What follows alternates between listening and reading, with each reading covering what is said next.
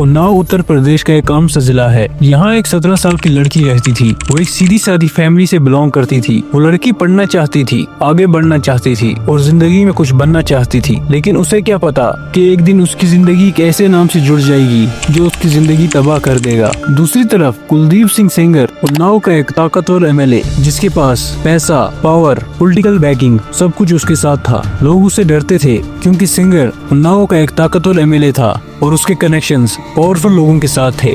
2017 में लड़की के परिवार को नौकरी की जरूरत थी। परिवार के किसी जान पहचान वाले ने उस लड़की की नौकरी सेंगर के घर लगवा दी।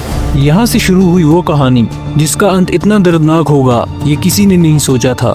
लड़की को नौकरी के बहाने बुलाया गया सेंगर के घर। उस दिन जो हुआ उसने लड़की की दुनिया तोड़ दी। लड़की का कहना था कि उसके साथ जबरदस्ती की गई। एक 17 साल की लड़की एक ताकतवर आदमी के सामने बिल्कुल अकेली खड़ी थी। उस दिन के बाद उस लड़की की जिंदगी तबाह हो गई। कुछ दिन बाद उसने हिम्मत जुटाई और रिपोर्ट दर्ज करवाने पुलिस स्टेशन पहुंची। उसने सोचा कि सिस्टम उसका साथ देगा और दोषी को सजा मिलेगी, लेकिन वहाँ उसे सवालों के घेरे में खड़ा कर दिया गया। पुलिस ने लड़की से पूछा कि उसके पास क्या सबूत है और वो एक एमएलए पर झूठा इल्जाम लगा रही है। उसकी कंप्लेंट लिखने से पुलिस ने साफ मना कर दिया। यहाँ से सिस्टम का असली चेहरा सामने आया। सच बोलना गुनाह बन गया और ताकत सच से बड़ी हो गई। हेलो ऑडियंस, खुशामदीद। आप देख रहे हैं हैरत। अगर आप नए हैं तो चैनल को जरूर सब्सक्राइब करें। चलिए कहानी शुरू करते हैं।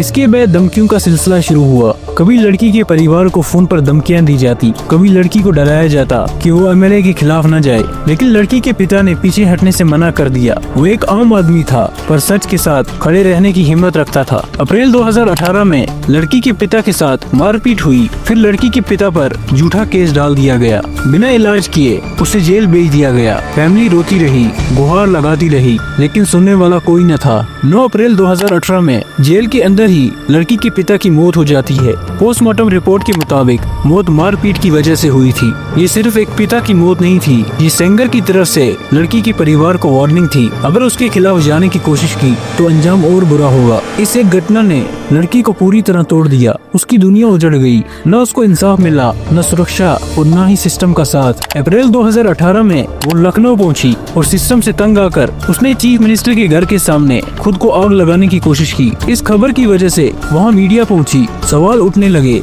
जब ये बात फैलने लगी तो लोगों की वजह से सिस्टम पर प्रेशर बनने लगा और केस को सीबीआई को सौंपा गया। कुलदीप सिंह सेंगर को गिरफ्तार किया गया। लड़की के परिवार को लगा कि अब इंसाफ मिलेगा, लेकिन ये सिर्फ शुरुआत थी उस लड़ाई की जो उन्हें आगे लड़नी थी। लड़की का चाचा, जो उसका सबसे बड़ा सहारा था, उसको भी झूठे केस में जेल भेज दिया गया। गवाहों को धमकियां मिलती रही। कोर्ट ने लड़की और उसकी फैमिली को सिक्योरिटी दी, पर खतरा खत्म नहीं हुआ। 28 जुलाई 2019 का दिन था। लड़की अपनी माँ, 2 बुआ और अपने वकील के साथ राय बरेली जेल जा रही थी अपने चाचा से मिलने। रोड बिल्कुल शांत थी। अचानक एक ट्रक रॉन्ग साइड से आया और उनकी गाड़ी को टक्कर मार दी। हॉस्पिटल पहुंचने से पहले लड़की की दोनों बुआ की मौत हो चुकी थी। वो दोनों केस की जरूरी गवाह थी। लड़की की हालत बहुत नाजुक थी और वो खुद मौत और जिंदगी के बीच जूझ रही थी। उसका वकील भी गंभीर रूप से घायल हो गया था। शुरुआत में इस घटना को एक्सीडेंट का नाम दे दिया गया, लेकिन फिर बहुत सारे सवाल पैदा हुए। वो ट्रक आखिरकार रॉन्ग साइड से क्यों आया? नंबर प्लेट पर काला पेंट क्यों लगाया गया था? ड्राइवर का कनेक्शन किसके साथ था? सीबीआई की इन्वेस्टिगेशन ने सारा सच सामने ला दिया। सीबीआई के मुताबिक ये कोई एक्सीडेंट नहीं था, ये एक प्लान किया हुआ अटैक था और जिसका एक ही मकसद था, विक्टिम और उसके गवाहों को खत्म करना। इस हमले के बाद केस को दिल्ली ट्रांसफर किया गया। फास्ट ट्रैक कोर्ट में रोज सुनवाई हुई। लड़की कोर्ट के सामने खड़ी हुई और अपनी पूरी कहानी सुनाई। उसके बयान में सच्चाई और दर्द था। जब मेडिकल रिपोर्ट सामने आई, फोन रिकॉर्ड्स को खंगाला गया और लोकेशन निकाली गई। इन सब सबूतों के मुताबिक लड़की का बयान सच्चा साबित हुआ और ये सबूत साफ इशारा करते थे कि लड़की पर जुल्म और ज्यादती हुई है। एमएलए ने अपने बचाव में खुद को बेकसूर बताया, राजनीतिक साजिश कहा, लेकिन कोर्ट को जवाब नहीं मिल पाया। आखिरकार दिसंबर 2019 में कोर्ट का फैसला आया। कुलदीप सिंह सेंगर को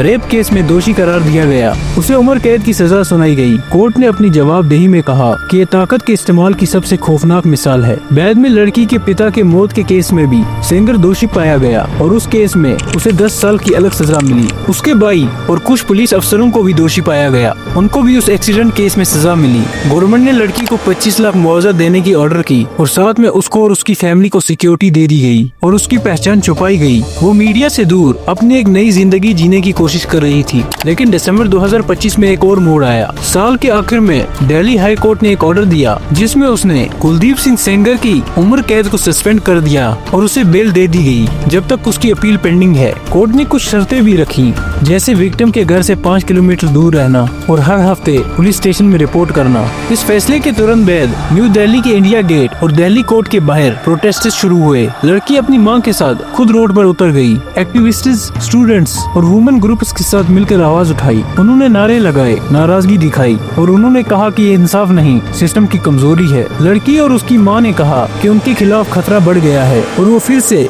सुप्रीम कोर्ट जाकर बेल कैंसिल करने की डिमांड कर रहे हैं। उन्होंने कहा कि बेल के बाद उनके घर में डर का माहौल है और वो सिर्फ इंसाफ चाहते हैं। देश के लोगों और एक्टिविस्ट्स ने भी साथ दिया। हर शहर में प्रोटेस्ट हुए। दिल्ली, रांची जैसी जगहों पर लोग प्रोटेस्ट करते हुए दिखे। जस्टिस फॉर सर्वाइवर के नारे लगाए गए और फिर 29 दिसंबर 2025 को सुप्रीम कोर्ट ने एक बड़ा फैसला सुनाया।